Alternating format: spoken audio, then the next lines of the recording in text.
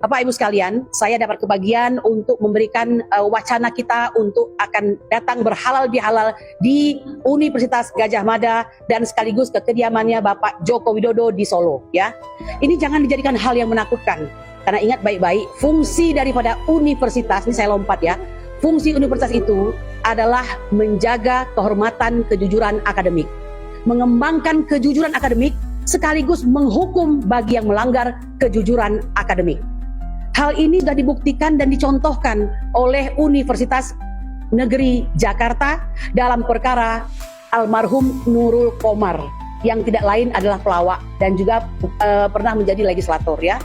Apa yang dilakukan oleh UNJ? Mereka menyatakan bahwa SKL atau surat keterangan lulus daripada Nurul Komar itu adalah palsu ya, karena mereka tidak pernah mengeluarkan sertifikat S2 dan S3-nya. Nah, dengan demikian Nurul Komar, Bang, batal menjadi rektor ya Universitas ya Muhadi Setiabudi Brebes ya. Bahkan beliau dipenjara, dijemput langsung dari Cirebon di rumah kediamannya. Apakah jika ini Joko Widodo akan bisa terjadi seperti ini? Harusnya terjadi. Ya, karena kita semua adalah sama di dalam hukum dan pemerintahan dan wajib menjunjung tinggi hukum dan pemerintahan, tidak ada kecualinya. Namun itu tentu saja tidak terjadi. Bahkan kita melihat pihak UGM yang merupakan universitas tertua itu ya, hari ini rusak marwahnya di bawah kepemimpinan Rektor Opa Emilia. Saya berani mengatakan ini ya, karena apa?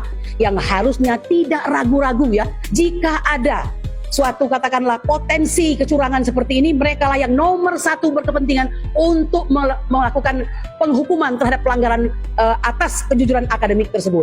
Tapi yang kita lihat saling melindungi dan semakin hari semakin buruk. Insya Allah sampai jumpa di tanggal 15 April 2025 di Yogyakarta ya. Dan selanjutnya perjalanan dilanjutkan 16 di Solo di kediaman Bapak Joko Widodo. Kami yakin melihat keramah tamahan Bapak Joko Widodo yang menerima sampai berbes-bes orang, pasti dia akan menerima TPWA dengan ramah dan tangan terbuka. Kita nggak butuh ketupat, yang kita butuhkan tolong Pak tunjukkan saja ijazah aslinya. Demikian.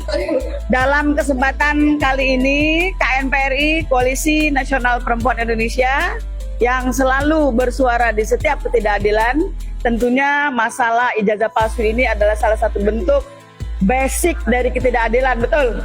Yang harus kita usut setuntas-tuntasnya. Dan tanggal 15, 16 besok harus sudah finish. Tidak ada lagi itu apa namanya bantahan-bantahan dari Jokowi. Kami membuka data bahwa ada 375.000 alumni dari Universitas Gadjah Mada.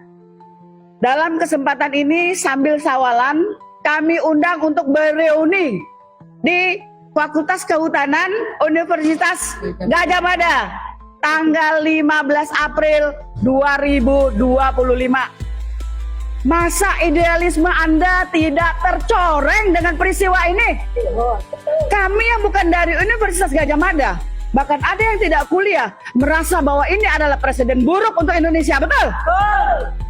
Kenapa bisa Anda 375.000 orang diam saja untuk kasus ini? Apakah ada kebanggaan Anda bahwa Jokowi itu jadi presiden sebagai wakil dari UGM? Padahal kan cuma bohong. Dia bukan UGM, bukan lulusan UGM, dan itu bisa dibuktikan ya melalui pengadilan yang sudah bertahun-tahun dilakukan oleh TPUA. Kami di sini emak-emak membersamai karena kami punya anak cucu.